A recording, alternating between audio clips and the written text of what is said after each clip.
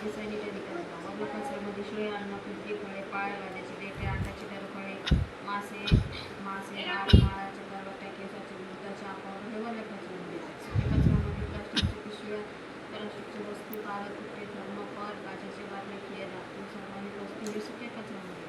घरगुती सॅनिटरी कचरा म्हणजे सॅनिटरी नॅपकिन आपण जे वापरतो ना पेपरमध्ये लपवून त्याला पेन लाल डॉट करून कचरा डब्यात टाकायचं.